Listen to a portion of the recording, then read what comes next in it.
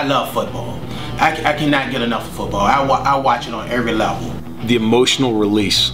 You know, whether it's an exciting play that gets you all jacked up and juiced, or whether it's the fact that you're able to pour everything you have. Whatever frustration you had that week, you can put into that first kickoff coverage, that first block that you have, whatever it might be. And I couldn't think of anything better to do to fill that void that you have as a football player than to get into coaching.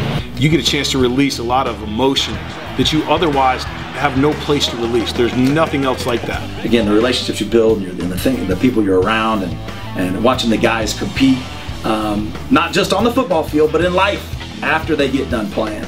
It's just an amazing game.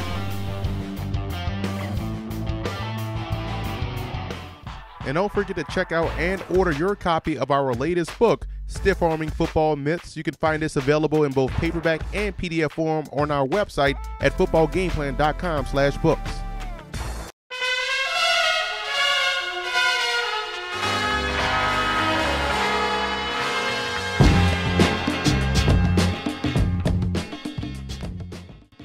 There's no question about who's the most important player on this football team. It's Aaron Rodgers, and he's coming off his second MVP season after throwing for over 4,300 yards, 38 touchdowns to only 5 interceptions, and completing 65% of his passes and a passer rating of 112.2.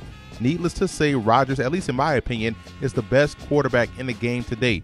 In the draft, the Packers selected Brett Hundley out of UCLA, and Hundley has similar game to the Kansas City Chiefs quarterback Alex Smith, and I think he'll show in the preseason why he'd be a better option at number 2 than veteran Scott Tolzien.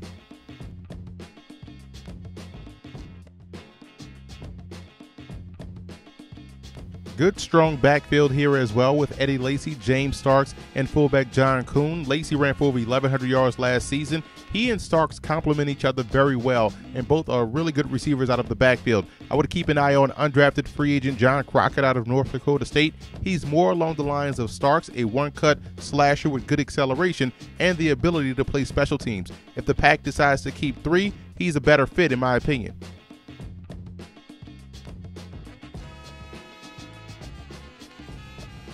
In my opinion, this is the deepest and most talented receiving core in the division. The Packers, in my opinion, can go 7 deep at this spot. Randall Cobb and Jordy Nelson are legit game breakers. The explosive duo combined for over 2,800 yards and 25 touchdowns. Second-year player Devontae Adams out of Fresno State started to come on toward the latter part of the season. He should continue to grow as well. The Packers selected the explosive Ty Montgomery out of Stanford, and Montgomery graded out as a first-round talent to me. He has game that's similar to both Randall Cobb and the Giants' Victor Cruz.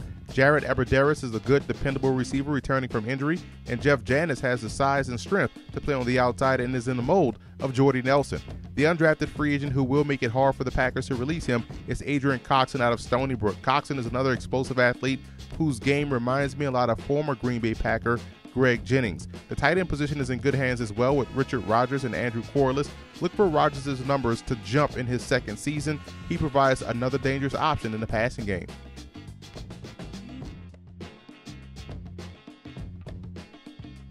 Having a good offense can't happen unless you're doing work up front, and the Packers are definitely doing just that. Center Corey Linsley was an impact player at a critical position as a rookie. Both tackles are pretty solid as well. Brian Bulaga and David Bakhtiari have made positive strides year after year. Guards Josh Sitton and TJ Lang round out the starting 5, with Sitton becoming an All-Pro last season. Good versatile depth here with J.C. Tretter, Lane Taylor, and Don Barclay.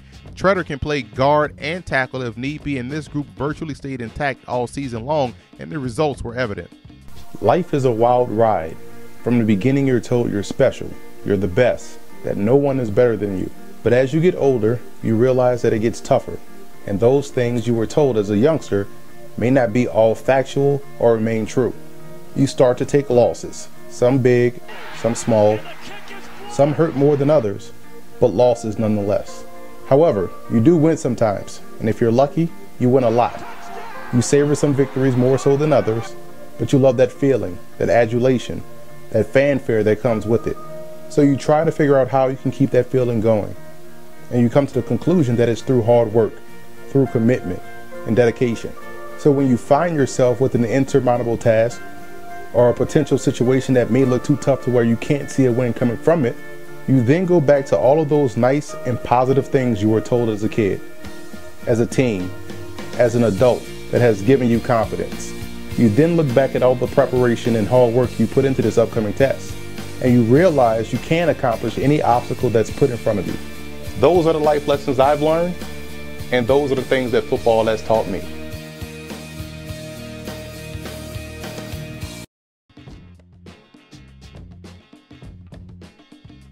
The defensive line is decent with a chance to be good if a few things happen. The first would be if B.J. Raji can regain the form he had earlier in his career. He was re-signed with the hopes that he can. The other would be if guys like Datone Jones and Kyrie Thornton become more consistent and realize their immense potential.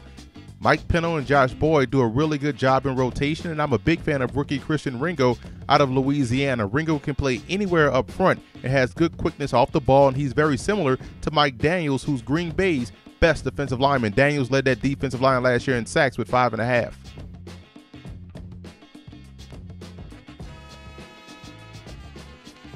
There's some uncertainty here for Green Bay. The Packers will try to find the right combination of backers to drive productivity. Clay Matthews played really well on the inside, but if he's going to stay there, they'll need Nick Perry to raise his level of play on the outside.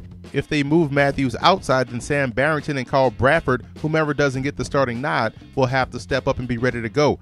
Barrington played well, but I think undrafted free agent James Valders out of Stanford could be exactly what they're looking for in an inside linebacker. Valders can play the run extremely well and also does a sound job in the pass defense department.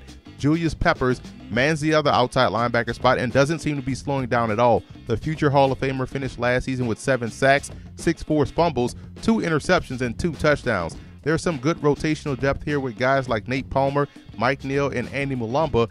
Rookie Jake Ryan out of Michigan has a bit of an injury history, but good skills nonetheless, and seems like a more likely candidate for special teams duty this season.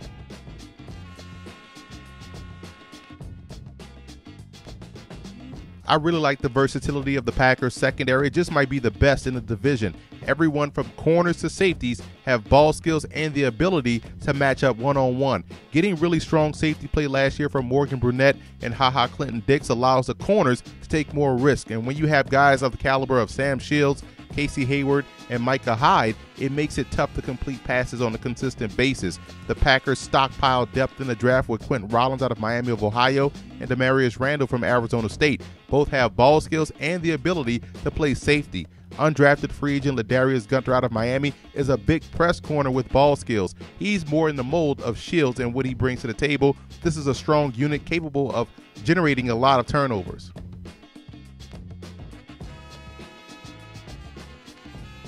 Green Bay has options in the return department. If they choose to, they actually have the ability to use 2 kickoff and punt returners back deep at the same time. Guys like Ty Montgomery, Jeff Janis, John Crockett, Adrian Coxon, and Micah Hyde all have the ability to excel in that role.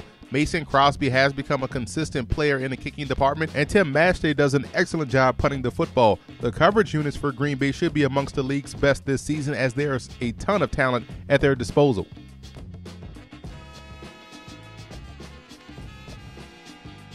I have the Packers finishing first in the NFC North. This team nearly made the Super Bowl last year, and with the core of their squad returning, along with the addition of talented rookies, there shouldn't be a reason why the Pack aren't knocking down the Super Bowl door once again. And I also want to give a huge shout out to Packer fan forums for always showing football game plan support.